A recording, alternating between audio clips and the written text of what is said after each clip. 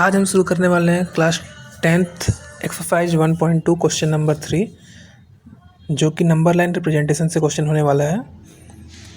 इस क्वेश्चन को आप थोड़ा ध्यान से समझिएगा, क्योंकि ये क्वेश्चंस के साथ मैं कुछ और क्वेश्चंस कराने वाला हूँ जो कि आपके बेसिक्स को क्लियर करते हुए होगा। इसलिए आप इस वीडियो को ध्यान से देखिएगा और जो समझ में नहीं आएगा उसको आप कमेंट सेक्शन में कमेंट कर सकते हैं। उसके लिए एक अलग से वीडियो आपको मिल जाएगी। और नंबर लाइन में सबसे इम्पॉर्टेंट क्वेश्चंस यहीं से बनते हैं, रिप्रेजेंटेशन से, इसलिए आप इस वीडियो को ध्यान से देखिएगा। शो किया जाता है तो सबसे पहले हम √2 को नंबर लाइन पे शो करेंगे।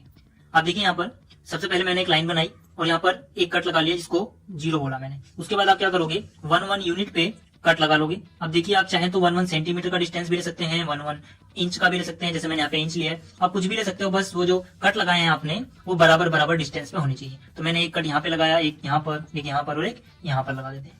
ठीक है, तो ये हो गया 1 2 3 और ये हो गया 4। अब इसके बाद आपको क्या करना है, आपको जो ये 1 है यहाँ से एक परपेंडिकुलर खींचना है। ठीक है, तो जरूरी नहीं है कि आप कंपास का यूज करके ही 90 डिग्री बनाए यहाँ पे, क्योंकि आपकी एनसीईआरटी में भी कहीं भी कंपास का यूज नहीं किया हुआ 90 डिग्री को बनाने के लिए। ठीक है, तो आप डी का यूज भी कर सकते हैं। मैं सीधा डी से बना रहा हूँ, बाकी आप लोगों को 90 का बनाना तो आता ही होगा, तो वो कोई इशू नहीं है। तो यहाँ पे देखिए, यहाँ पे मैंने एक पॉइंट लगाया और ये क्या रिप्रेजेंट कर रहा है, ये परपेंडिकुलर हो गया, यानी कि ये 90 डिग्री हो गया ये वाला एंगल। ठीक है, उसके बाद आपको क्या करना है, आपने जो 1 यूनिट इधर ली थी, सेम 1 यूनिट आप यहाँ से कट कर लोगे। ठीक है, तो मैंने क्योंकि यहाँ पे जो डिस्टेंस लिया था मैं इसको नाप लेता हूँ, ये 1 यूनिट का है। ठीक है, और 1 यूनिट को मैं यहाँ से कट कर देता हूँ। ठीक है, यानी कि ये जो पॉइंट है, इस पॉइंट को हम क्या करेंगे, इस पॉइंट को हम जहां से हमने शुरू किया था इसको मैच कर देंगे। ठीक है, अब देखिए जो पॉइंट था इसको बोल देते हैं ए। ठीक है, इस पॉइंट को बोलते हैं बी और इस पॉइंट को बोल देते हैं सी।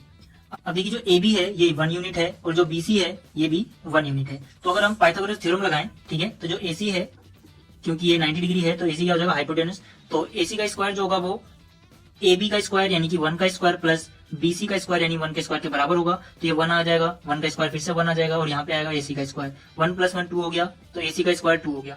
जो ए सी की वैल्यू आएगी वो होगी ±√2। फिर जब इधर से स्क्वायर हटता है तो ये वैल्यू जो आती है यहाँ पर, ये प्लस माइनस दोनों में आती है। लेकिन हम माइनस ले लेंगे क्योंकि ये डिस्टेंस को रिप्रेजेंट कर रहा है और डिस्टेंस जो होता है वो नेगेटिव नहीं होता, इसीलिए हम माइनस नहीं लेंगे। ठीक है, तो यहाँ से जो ए सी की वैल्यू आई वो कितनी आ गई हमारे पास, वो आ गई √2। ठीक है, अब देखिए ये तो हमने रिप्रेजेंट कर दिया √2 को। ठीक है, लेकिन ये √2 है, हमें नंबर लाइन पे √2 दिखाना था, तो हम क्या करेंगे, यहाँ से शुरू करते हुए यहाँ पर √2 कहाँ आता है वो पता लगाएंगे। ठीक है, तो कहाँ आएगा, देखिए यहाँ पे आप रखो यहाँ पे। ठीक है, और यहाँ से एक आर्क लगा दो आप जहां इसने काटा। ठीक है, क्योंकि अगर ये एक आर्क है तो देखिए ये एक रेडियस है, ये भी एक रेडियस है, मतलब सेम सर्कल की रेडियस है। तो अगर ये √2 है तो ये भी कितना होगा, ये भी √2 ही होगा। मतलब अगर मैं जहां पे इसने काटा है इसको नाम दूं एक पी पॉइंट, तो जो एपी है, ठीक है, यहाँ पर जो एपी है वो कितना हो गया, √2, क्योंकि एसी जो था वो भी √2 था और जो एसी है वो एपी के बराबर है, क्योंकि ये जो रेडियस है, ठीक है, इस आर्क की। अब देखिए इसी तरह से अगर हमें √3 दिखाना होता तो हम सेम कॉन्सेप्ट का यूज करते। हम क्या करते, हम फिर से यहाँ से परपेंडिकुलर खींच लेते। तो आप यहाँ पर रखो और इसने यहाँ पर पॉइंट हम लगाएंगे और फिर इसको मैच कर देंगे। ठीक है, अब देखिए इसको मैंने यहाँ से इसको मैच किया ऐसे, और फिर हम क्या करेंगे, हम दोबारा से इसमें से 1 यूनिट कट कर लेंगे। ठीक है, तो 1 यूनिट का डिस्टेंस ये रहा, तो इसको मैंने यहाँ से फिर से 1 यूनिट इसमें से कट कर लिया और इसको मैं यहाँ से ज्वाइन कर दूंगा इन दोनों को। और जो मेरे पास पॉइंट आया, ठीक है, ये सी था तो इसको बोल देते हैं डी। अब देखिए अगर आप ए डी की वैल्यू निकालना चाहें फिर से पाइथागोरस थ्योरम का यूज करके, ठीक है, तो ए डी कैसे निकालोगे आप, क्योंकि आपको पता है कि जो ये एंगल है ये 90 डिग्री है, अभी हमने यहाँ पे परपेंडिकुलर खींचा था, तो ये जो हो जाएगा इस ट्रायंगल का, ट्रायंगल ए सी डी में देखना है आपको, in triangle A C D, इसमें जो एडी है, ठीक है, एडी इसका स्क्वायर हो जाएगा इसके स्क्वायर के, जो कि √2 है, यानी √2 का स्क्वायर प्लस सी डी का स्क्वायर। ये हमने 1 यूनिट बनाया यानी कि 1 का स्क्वायर 2 हो गया, 1 का स्क्वायर 1 हो गया, तो ए डी का स्क्वायर आ गया 2 + 1 यानी 3, तो ए डी स्क्वायर = 3 है। तो ए डी की वैल्यू ±√3 होगी, लेकिन हम माइनस नहीं लेंगे क्योंकि जो ए डी है वो डिस्टेंस है। तो यहाँ से फिर से ये कितना आ गया, ये हमारे पास आ गया √3। अब फिर से अगर हमें √3 को यहाँ नहीं यहाँ लाइन पे शो करना था तो हम क्या करेंगे, फिर से एक आर्क लेंगे जो कि √3 यूनिट की होगी और इस आर्क को यहाँ से मिला देंगे। ठीक है, तो जो ये पॉइंट आया था P, जो नेक्स्ट पॉइंट है इसको बोल देते हैं Q। तो जो A से Q तक का जो डिस्टेंस है वो कितना होगा, √3 यूनिट। ठीक है, यानी कि हम यहाँ लिख सकते हैं ए क्यू जो होगा वो होगा √3। ऐसा क्यों हुआ, ए क्यू √3 क्यों हो गया, क्योंकि जो एडी था वो √3 है और एडी जो है वो बराबर है ए क्यू के। ठीक है, अब देखिए, अगर यही प्रोसीजर हम आगे कंटिन्यू करें, ठीक है, तो अगली बार हम परपेंडिकुलर डालेंगे, 1 यूनिट उसमें से कट करेंगे और मिलाएंगे, तो अंडर रूट 3 के बाद क्या आएगा, अंडर रूट 4 मिल जाएगा। इसी तरह से फिर अगली बार हम कट करेंगे परपेंडिकुलर डाल के, तो अंडर रूट 5 मिल जाएगा, फिर अंडर रूट 6 मिल जाएगा, फिर अंडर रूट 7 मिल जाएगा, ठीक है। लेकिन जो ये तरीका है, ऐसे हम मान लीजिए हमें अगर अंडर रूट 17 दिखाना हो तो ये तरीका बहुत लंबा पड़ जाएगा, ठीक है। तो हम क्या कर सकते हैं, आपको एक सिंपल सा ट्रिक पता होना चाहिए कि अगर कोई नंबर परफेक्ट स्क्वायर नंबर के आसपास है, ठीक है, तो उसको हम आसानी से नंबर लाइन पे दिखा सकते हैं। कैसे, देखिए, परफेक्ट स्क्वायर क्या होता है पहले आप वो समझ लो, फिर उसकी बात करेंगे। जैसे 0 का स्क्वायर 0 होता है, 1 का स्क्वायर 1, 2 का स्क्वायर 4, 3 का स्क्वायर 9, 4 का स्क्वायर 16, 5 का स्क्वायर 25, 6 का स्क्वायर 36। इसी तरह से आगे भी आपको बहुत से नंबर मिलेंगे, 7 का स्क्वायर 49, 8 का स्क्वायर 64, ठीक है। तो ये जो नंबर आ रहे हैं, किसी भी नंबर का स्क्वायर करके, किसी भी नंबर का स्क्वायर करने का मतलब है कि वो नंबर फ्रैक्शन में या डेसिमल में नहीं होना चाहिए, ठीक है। 1.1 का स्क्वायर को आप परफेक्ट स्क्वायर नंबर नहीं बोलोगे, ठीक है। तो ये जो सिंपल नंबर है, इनका स्क्वायर करके जो भी नंबर्स आपको मिल रहे हैं, ये होते हैं परफेक्ट स्क्वायर नंबर।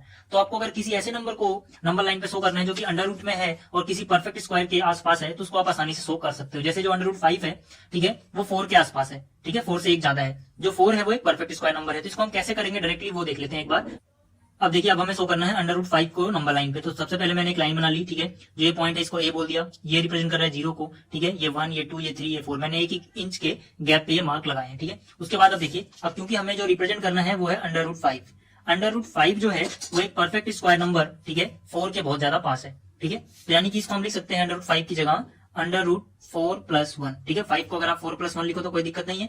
और जो 4 होता है इसको आप लिख सकते हो 2 का स्क्वायर, और जो 1 है इसको आप लिख सकते हो 1 का स्क्वायर, ठीक है। यानी कि हम क्या करेंगे, अगर हमें अंडर रूट 5 को रिप्रेजेंट करना है तो हम डायरेक्टली 2 यूनिट लेंगे पहले, उसके बाद परपेंडिकुलर के बाद 1 यूनिट, ठीक है। तो यही आपको यहाँ पे करना है।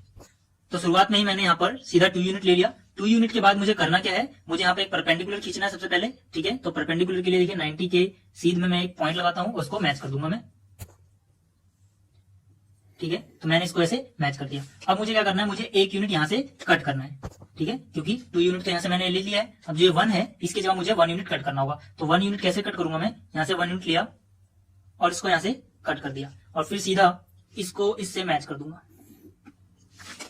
अब जैसे मैंने मैच किया, जो ये पॉइंट मिला इसको बोल देते हैं बी, ठीक है, और इसको बोल देते हैं सी। अब क्योंकि ये 90 डिग्री है और जो ये है ये 2 यूनिट है और ये 1 यूनिट है, तो अगर मैं इस ट्रायंगल में देखूं, ट्रायंगल ए बी सी में, ठीक है, तो जो एसी है वो हाइपोटेनस है, ठीक है। तो यहाँ पे एसी का स्क्वायर हो जाएगा 2 का स्क्वायर प्लस, और ये हो जाएगा 1 का स्क्वायर। 2 का स्क्वायर 4 हो गया और ये 1 हो गया, यानी 5 हो गया। तो एसी का स्क्वायर 5 आया, तो जो एसी आएगा कितना आ जाएगा, अंडर रूट 5। तो ये हमारा आ गया सीधा अंडर रूट 5 यूनिट। अब देखिए, अब हमें क्या करना है, यहाँ से बस इसको यहाँ से पॉइंट यहाँ पे रखना है और फिर आर्क लगा देनी है, ठीक है। तो जो ये पॉइंट मिला इसको बोल देते हैं पी, ठीक है। ए से लेके पी तक यहाँ से, ठीक है, ये कितना है, ये है अंडर रूट 5, क्योंकि ये अंडर रूट 5 है उसके ही बराबर होगा ये, तो ये भी जाएगा अंडर रूट 5। अब बात करते हैं कि अंडर रूट 17 को हम कैसे दिखाएंगे। अब देखिए, जो अंडर रूट 17 है, अंडर रूट के अंदर एक ऐसा नंबर है जो कि एक परफेक्ट स्क्वायर नंबर 16 के बहुत ज्यादा पास है, ठीक है। अंडर रूट अगर आप भूल जाओ तो कितना है अंदर 17, और जो 17 है वो 16 से एक ज्यादा होता है, ठीक है। तो हम इस बात का यूज करके इसको रिप्रेजेंट करेंगे। जैसे यहाँ पर अंडर रूट 17 है, अंडर रूट 17 को आप लिख सकते हो 16 + 1, ठीक है। और जो 16 है वो होता है 4 का स्क्वायर, क्योंकि परफेक्ट स्क्वायर नंबर है, ठीक है। तो ये जाएगा 1 का स्क्वायर। यानी कि अंडर रूट 17 को आप लिख सकते हो अंडर रूट 4 का स्क्वायर प्लस 1 का स्क्वायर। तो इसमें पहले आप डायरेक्टली 4 ले लो, ठीक है। तो यहाँ पे देखिए, मैंने जो यूनिट लिया है 1 इंच नहीं लिया, 1 सेंटीमीटर लिया है, क्योंकि यहाँ पे ज्यादा नंबर थे, ठीक है। तो सारे के सारे यहाँ पर अगर मैं 1 इंच लेता तो यहाँ पे 4 इंच बहुत ज्यादा बड़ा हो जाता है, इसलिए मैंने जो गैप लिया वो 1 सेंटीमीटर का लिया है। तो आप कुछ भी ले सकते हो, ठीक है। तो यहाँ पे हमें क्या करना है, सीधा 4 ले लेना है और 4 पे परपेंडिकुलर खींचना है, ठीक है। तो मैंने यहाँ पर रखा और यहाँ पर रखा और यहाँ से मैं परपेंडिकुलर खींचूंगा, ठीक है। तो यहाँ से मैंने एक परपेंडिकुलर खींच दिया और मुझे कट कितना करना है, 1 यूनिट। इस बार मैंने 1 यूनिट 1 सेंटीमीटर को लिया है, तो मैं इसमें से इतना ही कट करूंगा जितना मैंने 1 यूनिट लिया है, और उसके बाद मैं इसको मैच कर दूंगा। तो यहाँ से मैंने मैच किया, ठीक है। अब देखिए, मानते हैं कि ये पॉइंट जो ए है, ये पॉइंट क्या है जिसपे मैंने 4 लिया है, ये बी है, और जो ये पॉइंट है ये सी है। आप यहाँ पे देख सकते हो जो ओसी है उसका स्क्वायर कितना आएगा, यहाँ से यहाँ तक 4 है, 4 का स्क्वायर, और ये कितना है 1 है, ठीक है। 4 का स्क्वायर 16 + 1 यानी कि 17 हो गया। तो ओसी स्क्वायर 17 है, तो ओसी की वैल्यू कितनी आएगी, अंडर रूट 17। तो ये हो गया अंडर रूट 17। तो मैं यहाँ पे लिख सकता हूँ कि ये कितना है, अंडर रूट 17 है। और मुझे अब क्या करना है, मुझे अब यहाँ से यहाँ तक नापना है और एक आर्क मार देनी है, ठीक है। तो मैं यहाँ से एक आर्क मार दूंगा, जहां पर इसने इसको काटा इसको मैं बोल देता हूँ पी, ठीक है। जो बी है ये इस पॉइंट को रिप्रेजेंट कर रहा है, जो ये पॉइंट है ये पी है। तो यहाँ से जो एपी है वो कितना हो गया, अंडर रूट 17 यूनिट। इस तरह से जो अगला पार्ट था वो था अंडर रूट 18, ठीक है। तो इसकी मदद से हम अंडर रूट 18 को भी रिप्रेजेंट कर सकते हैं, ठीक है। आप क्या करोगे, देखिए यहाँ से फिर से आप परपेंडिकुलर खींच लो, यहाँ पे रखा और इन दोनों को ऐसे मिला दिया, ठीक है। और इसमें से आप फिर से 1 यूनिट कट कर लो, तो ये 1 यूनिट कट हो गया यहाँ से, ठीक है। इसके बाद आप क्या करोगे, इन दोनों को मैच कर लोगे। पाइथागोरस थ्योरम से देखोगे तो ये कितना है √17 और ये कितना है 1, ठीक है। तो यानी कि अगर मैं इसको नाम दूं डी पॉइंट का, ठीक है, ये जो पॉइंट है इसको मैंने डी बोला, तो यहां से अगर आप देखें तो जो एडी है इसका स्क्वायर आएगा इसके स्क्वायर के प्लस इसके स्क्वायर के, ठीक है। तो ये कितना है √17, इसका स्क्वायर हो गया, प्लस में कितना आएगा ये 1, इसका स्क्वायर हो गया। तो ये हो जाएगा 17 + 1 यानी कि 18। तो एडी स्क्वायर की वैल्यू 18 है, तो एडी की वैल्यू कितनी होगी √18। इसी तरह से आप 19 भी दिखा सकते हैं, ठीक है।